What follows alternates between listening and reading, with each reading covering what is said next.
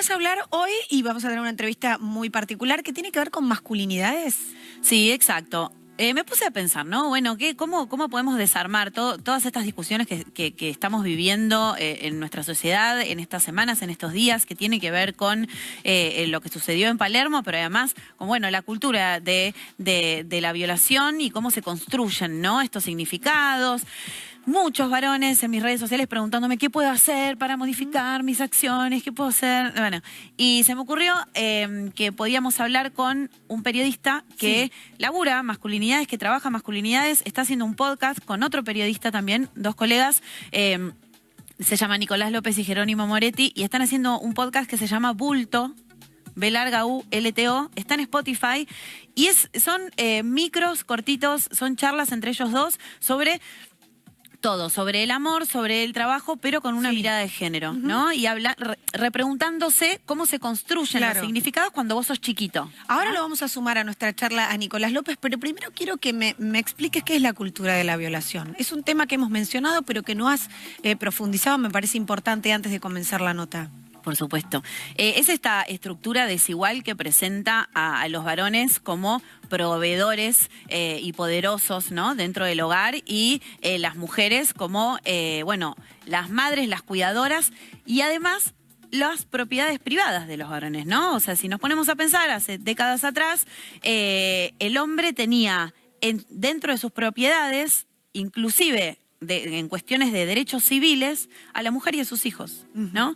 Entonces, el tener de propiedad a tu pareja también hace que vos pienses que podés hacer con ella lo que quieras, ¿no? Y pases por encima del deseo de tu pareja, de cualquier tipo de deseo, ¿no? Hablamos del deseo sexual, en este caso por todas estas situaciones que estuvimos viendo e informando, pero también cualquier tipo de deseo, ¿no? Claro. Las mujeres tuvimos durante muchísimas décadas nuestro deseo relegado, ¿no? No teníamos posibilidad de estudiar lo que queríamos, de ejercer alguna profesión o ser, bueno, líderes de alguna empresa. Digo, todas esas desigualdades que son estructuras que en su momento sirvieron para había otro contexto, ¿no? O sea, las mujeres no usábamos pantalones hace 100 años atrás. Digo, han cambiado muchísimas cosas. Lo que no cambia es esta reproducción constante de que las mujeres somos objetos sexuales, muchas veces hipersexualizadas desde muy chiquititas.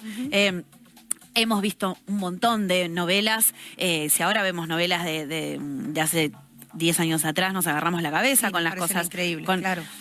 Nos parecen increíbles. La hipersexualización de las mujeres desde que son chicas es una de las partes o una de las herramientas de esta cultura de la violación que tanto estamos hablando. Aún así, digo, hay para profundizar un montón, hay un montón de cosas para decir, así que si te parece obvio, preparamos algo de eso y lo armamos y con no queríamos dejarlo pasar, pero, por supuesto. Pero vamos a estar en los próximos días hablando quizás de manera más detallada en relación a eso. Por supuesto, por supuesto. Sumamos ahora sí a Nicolás López, que nos estás escuchando. Nico, ¿cómo estás? Muy buenas tardes. Pau Jiménez y Pablo D'Ambrosio te dan la bienvenida acá, Somos PM. Bueno, Pau nos menciona, ¿no?, tu podcast en relación a las masculinidades. Contame un poquitito cómo surge este proyecto y esta necesidad de compartir eso. El podcast surgió un poco en esa sensación de que no había un espacio para charlar. Yo a veces pensaba, bueno, estamos como un poco solos a veces cuando queremos hablar ciertas cosas. Y es como la idea de decir, bueno, siempre los varones, de hecho yo escucho muchos podcasts, y en general los varones cuando hacen podcasts, ¿de qué hablan? De computadoras, de tecnología, de series, de películas, ¿no? Como un poco lo que estaba afuera nuestro. Y por otro lado veía podcasts de mujeres donde hablaban de cosas que le pasan a las mujeres, y me parecía muy interesante eso de, che, ¿y nosotros cuándo hablamos de nosotros? Quizás corriéndonos del lugar de la centralidad, pero diciendo, bueno, tiene que haber un espacio de intimidad donde nos animemos a contar un poco qué es lo que nos pasa a nosotros, qué es lo que sentimos nosotros. Por supuesto, un poco la idea de esa charla íntima donde le hablamos a otros varones o esperamos que nos escuchen otros varones, pero también teniendo la conciencia de que, por supuesto, los podcasts los puede escuchar cualquier persona y que un poco quizás sirve también para pensar cuál es cómo nos atraviesa la problemática del género a quienes nos creamos como varones héteros, podríamos decirlo de alguna manera. Nico, algo que también me llama la atención de este podcast y que es interesante, tiene que ver no solo con la intimidad, sino también con la construcción, ¿no? Está dividido en etapas, el amor, el trabajo. En el momento en el que ustedes fueron hablando y fueron charlando de todas estas cosas, ¿hay algo que vos... que de todo esto que te haya dejado el podcast que puedas decir como, bueno, una reflexión de haberlo trabajado, hablado, porque ponerlo en palabras es muy importante, sobre todo, como bien vos decís, cuando no hay lugar para eso? Yo creo que lo que empezamos a sentir con Jero, aparte, Jero, digo, mi compañero de equipo con quien hablamos en el podcast, es un poco también terapéutico empezar a contar las cosas desde esta clave, ¿no? Desde la cual decimos, bueno, animémonos a contar un poco qué es lo que nos pasa o cómo lo vemos. Y yo pensaba recién cuando charlaban el tema de la cultura de la violación y demás, que cuando yo tenía 14, 15, digo, era adolescente, hace casi 20 años, una de las expresiones que teníamos con mis amigos cuando decíamos, una chica nos parecía linda, que por ahí veíamos en la calle, o incluso podía ser una compañera del colegio, y decíamos, está para el crimen, ¿no? Era una expresión que usábamos.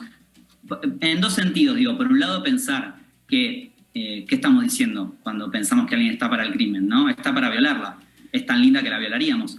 Pero por otro lado también con cierta conciencia de que es un crimen, de que está mal violar. Y yo estoy seguro que a cualquiera de nosotros en ese momento, si nos preguntaban, che, ¿violar está mal? Sí, está mal. Claro. Pero por otro lado, cuando pensamos que la violación es parte de nuestra cultura, yo creo que nos referimos a este tipo de cosas. No sé si alguno de mis compañeros se hubiera animado, si hubiera dado el salto a ser un violador, a efectivamente cometer el crimen. Pero la idea de jugar todo el tiempo con ese doble filo, con esa forma de expresarnos, claramente un poco explica qué es lo que pasa. O sea, ¿somos nosotros o todos los varones son violadores?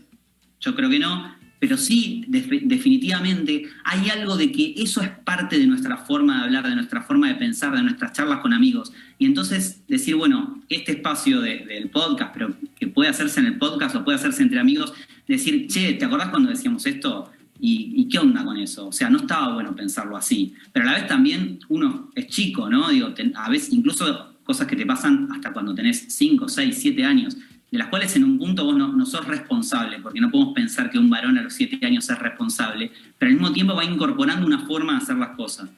En uno de los podcasts en el que hablamos de infancia, charlamos este tema de la muñeca quebrada. Yo no sé, Pau, si vos te acordás que en el colegio seguramente escuchaste esa expresión de claro, muñequita quebrada, ¿no? Sí. Y la muñequita quebrada quería decir es el trolo, ¿no? Si vos hacías así, decían sos trolo, y si sos trolo era un problema porque te iban a cargar y te iban a decir cosas. Entonces, quienes de alguna manera queríamos pertenecer, queríamos que no nos carguen, queríamos que no nos digan cosas, lo que empezábamos a hacer es decididamente a dejar de quebrar la muñeca, ¿no? A pensar, che, si esto está mal no lo tengo que hacer porque me van a cargar. Y yo creo que hoy los varones que quizás tienen mi edad, que tienen más de 30, seguramente cuando hablan no quiebran la muñeca, ya ni lo piensan, ¿no? Porque esa represión, ese gesto que vos sabés que está mal, que no podés hacer como varón hétero, lo dejaste de hacer hace mucho tiempo. Bueno, algo de eso es lo que tratamos de pensar en el podcast, decir, che, ¿esto de dónde viene? ¿Cuándo empezó a pasar? ¿Qué me pasa con este tema? Porque desde luego está claro que los varones tenemos un lugar en la sociedad, pero a la vez también es cierto que incluso para nosotros mismos es un problema ser varón, es un problema la charla dentro de nuestros propios grupos con amigos y con varones, ¿no? Nico, para ir finalizando y para despedirte, te pregunto cómo fue el feedback con la gente que escuchó el podcast. ¿Se sintieron identificados? ¿Cómo fue esa devolución cuando fueron escuchando cada una de las charlas? Bueno, la verdad que estamos muy sorprendidos de la devolución que estamos encontrando, también de mujeres incluso que nos dicen, che, qué bueno que está, que cuenten esto, pero sobre todo de varones, que quizás es al público al que estamos tratando de apuntar con Jero, y que nos encontramos con que nos digan, una de las cosas que sucede mucho es con el fútbol, por ejemplo. La cantidad de chicos que nos escribieron para decirnos, a mí también me pasó esto con el fútbol, yo jugaba mal a la pelota, digo, parece una pavada, ¿no? Y la pasaba horrible con mi grupo de amigos, o porque tal cosa, y hasta alguien nos dijo que se sintió muy emocionado, o sea, remueve cosas hablar de esto desde este lugar. Quizás creo también que el hecho del podcast tiene algo del efecto del audio y de poder escucharlo solo, ¿no? Que a veces también es un poco necesario en este momento la idea de la reflexión, de salir un poco del centro de la escena y guardarnos un poquito para escuchar y para animarnos a hablar entre nosotros. Y para reflexionar, Nico, que en definitiva es lo que creo que hacen, si querés, podés repetir el nombre del podcast y bueno, y dónde lo pueden encontrar para que la gente que esté interesada lo escuche. Y realmente me parece muy importante que existan estos espacios, que empiecen a existir porque realmente no hay.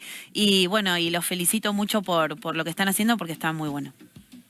Muchas gracias. El podcast se llama Bulto, está en Spotify, que es la plataforma más masiva para escuchar hoy contenido de este tipo, pero además también estamos en redes sociales, somos @BultoPodcast, nos encuentran en Instagram, en Twitter y en las demás redes sociales. Ahí incluso también la idea es un poco que a partir de la escucha, bueno, si tienen ganas y se animan a contarnos sus propias vivencias, también recolectar un poco de eso, ¿no? Abrir ese lugar que está bueno y que en un punto también se nota que es necesario para los otros varones.